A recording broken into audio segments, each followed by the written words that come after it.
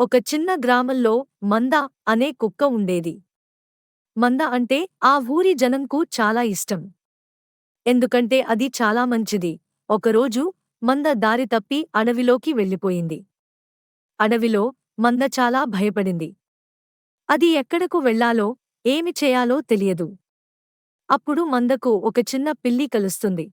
"నువ్వెందుకు అలా భయపడుతూ ఉన్నావు?" అని పిల్లడిగింది. "నేను నా గ్రామాన్ని తిరిగి చేరుకోవాలని కోరుకుంటున్నాను. కానీ నాకు దారి తెలియదు" అని మంద చెప్పింది. పిల్లి, "నిరాశపడకండి. నేను మీ గ్రామం చేరుకోవడంలో సహాయం చేస్తాను, మీరు నా వెంట రండి" అని చెప్పి మందతో కలిసి అడవిని దాట చూసింది. మరి కొద్ది సమయం తరువాత మంద తన గ్రామానికి చేరుకుంది.